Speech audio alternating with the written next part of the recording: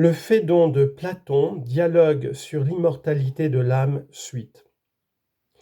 Veux-tu maintenant, reprit Socrate, que, si nous en sommes capables, nous déterminions de quelle nature sont ces choses? Oui, je le veux. Eh bien, Cébès, poursuivit-il, ne sera-ce pas celles qui forcent la chose dont elles ont pris possession, non seulement à prendre leur forme, mais encore celle de quelque chose qui lui est toujours contraire? Comment dis-tu? Comme nous disions tout à l'heure, tu comprends bien, je pense que toutes les choses où le nombre 3 est l'élément dominant doivent être non seulement 3, mais encore impaires? Certainement. Eh bien, je dis que dans une chose telle que celle-là, il ne peut jamais entrer d'idée contraire à la forme qui la constitue. Jamais, en effet. Or, ce qui la constitue, c'est la forme de l'impair. Oui. Et l'idée contraire à cette chose est celle du pair. Oui. Alors l'idée du pair n'entrera jamais dans le 3? Non, assurément. 3 n'a donc point part au pair. Il n'en a point. Alors 3 est sans rapport au pair? Oui. Voilà donc ce que je voulais déterminer, c'est-à-dire quelles sont les choses qui, sans être contraires à une autre, refusent néanmoins de l'admettre. C'est ainsi que dans le cas présent, le nombre 3, bien qu'il ne soit pas contraire au pair, ne l'admet pas davantage pour cela, car il lui oppose toujours son contraire comme le 2 à l'impair, le feu au froid et une foule d'autres choses encore. Vois donc si tu acceptes cette définition. Non seulement le contraire n'admet pas son contraire, mais ce qui apporte quelque chose de contraire à ce qui l'approche n'admet jamais le contraire de ce qu'il apporte lui-même. Pense-y encore, car il n'est pas mal d'entendre cela plusieurs fois. Le nombre 5 n'admettra pas l'idée du pair, ni le nombre 10, qui en est le double, celle de l'impair. Il est vrai que ce double lui-même est le contraire d'autre chose, et cependant, il n'admettra pas l'idée de l'impair, non plus que la moitié, le sesquialtère, ni les autres fractions du même genre, ni non plus le tiers, et toutes les autres parties analogues n'admettent l'idée du tout, si du moins tu me suis et demeures d'accord avec moi. Je suis, dit-il, entièrement d'accord avec toi, et je te suis. Reprenons les choses au commencement, dit Socrate, et garde-toi de me répondre avec les mots mêmes de ma question, mais suis l'exemple que je vais te donner. Je dis donc qu'outre la manière de répondre dont j'ai parlé d'abord, la manière sûre, j'en vois une autre également sûre à la lumière de ce qui vient d'être dit. Si en effet tu me demandais qu'est-ce qui doit se trouver dans le corps pour qu'il soit chaud, je ne te ferai pas la réponse sûre, celle de l'ignorant, que c'est la chaleur, mais une réponse plus savante tirée de ce que nous venons de dire, que c'est le feu. De même, si tu me demandais qu'est-ce qui doit se trouver dans le corps pour qu'il soit malade, je ne te dirai pas la maladie, mais la fièvre. Et si tu me demandais qu'est-ce qui doit se trouver dans un nombre pour qu'il soit impair, je ne dirai pas l'imparité, mais l'unité, et ainsi du reste. Mais voici à présent tu saisis bien ce que je veux dire. Oui, très bien, dit-il.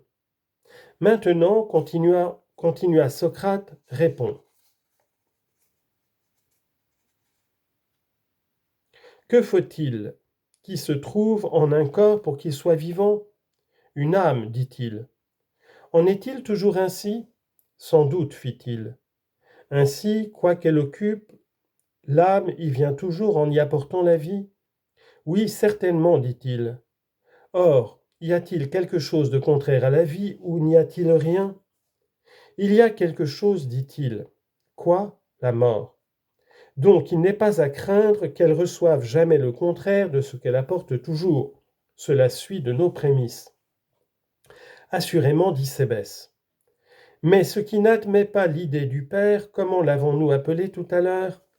Non-Père, dit-il.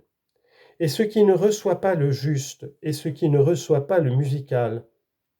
Le nom musical, dit-il, est l'injuste. Fort bien. Mais ce qui ne reçoit pas la mort, comment l'appelons-nous? Immortel, dit-il.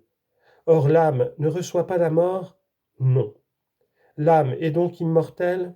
Elle est immortelle. Fort bien, dit-il. Pouvons-nous dire que cela est démontré? Qu'en penses-tu? Oui, et même fort bien, Socrate. Mais voyons, Cébès, reprit Socrate, si c'était une nécessité pour l'impair d'être impérissable, le Troie ne serait-il pas impérissable aussi? Sans doute. Et si le non-chaud était aussi nécessairement impérissable, toutes les fois qu'on approcherait du chaud, de la neige, est-ce que la neige ne se retirerait pas intacte et sans se fondre? Car elle ne périrait pas, et elle n'atteindrait pas non plus, et ne recevrait pas la chaleur. C'est vrai, dit-il. Il en est de même, je pense, de ce qui ne peut être rafraîchi. Si cela était impérissable, quand quelque chose de froid s'approcherait du feu, jamais le feu ne s'éteindrait ni ne périrait, mais il se retirerait sain et sauf. Nécessairement, fit-il. Ne faut-il pas nécessairement aussi dire la même chose de ce qui est immortel? Si ce qui est immortel est aussi impérissable, il est impossible que l'âme, quand la mort vient à elle, puisse périr, car d'après ce que nous avons dit, elle ne recevra pas la mort et ne sera jamais morte, pas plus que le Troie, disions-nous, ni l'impair non plus ne sera père, ni le feu, ni non plus la chaleur qui est dans le feu ne deviendra froideur. Mais qu'est-ce qui empêche, dira-t-on, que l'impair, quoique nous en sommes convenus, il ne devienne pas père à l'approche du Père, ne périsse, et d'un père ne devienne père? À cette objection, nous ne pourrions répondre qu'il ne périt pas, car le non-père n'est pas impérissable. Autrement, si nous avions reconnu qu'il l'est, il nous serait facile de riposter qu'à l'approche du Père, l'impair et le Troie se retirent. Et nous ferions la même chose au sujet du feu, du chaud et du reste, n'est-ce pas? Certainement. Par conséquent, au sujet de l'immortel qui nous occupe à présent, si nous tombons d'accord qu'il est aussi impérissable, l'âme sera non seulement immortelle, mais encore impérissable. Sinon, il nous faudra d'autres preuves. Pour cela, dit-il, nous n'en avons nullement besoin, car on aurait peine à trouver quelque chose d'impérissable si ce qui est immortel étant éternel admettait la destruction.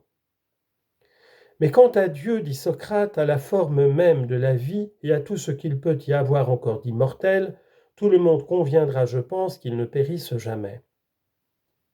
Oui, par Zeus, tout le monde, dit-il, et les dieux, tous les premiers. Or, puisque l'immortel est aussi impérissable, est-ce que l'âme, si elle est immortelle, n'est pas aussi impérissable? Elle l'est de toute nécessité. En conséquence, lorsque la mort approche de l'homme, ce qu'il y a de mortel en lui meurt, à ce qu'il paraît.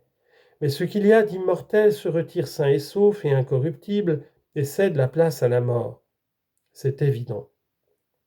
Il est donc absolument certain, Cébès, reprit Socrate, que l'âme est immortelle et impérissable, et nos âmes existeront réellement dans l'Hadès. Pour ma part, Socrate, dit Simmias, je n'ai rien à dire là contre, et aucun motif de me défier de tes arguments. Mais si Simmias ou quelque autre a quelque chose à dire, ils feront bien de ne pas se taire, car je ne vois pas quelle autre occasion que celle-ci ils pourraient attendre s'ils veulent ou parler ou entendre parler sur ces matières. Moi non plus, dit Simmias, je n'ai plus de raison de me défier, après ce qui vient d'être dit. Cependant, la grandeur du sujet en question et la piètre opinion que j'ai de la faiblesse humaine font que je ne puis m'empêcher de garder encore par devers moi quelque défiance à l'égard de la thèse exposée par Socrate. Non seulement ce que tu dis là, Simmias, répartit Socrate, est fort bien dit, mais quelque sûres que soient nos premières hypothèses, il n'en faut pas moins les soumettre à un examen plus approfondi, et quand vous les aurez bien analysées, vous suivrez, je pense, le raisonnement autant qu'il est possible à l'homme de le faire, et quand vous serez sûr de le suivre, vous n'aurez pas à chercher au-delà. C'est vrai, dit-il,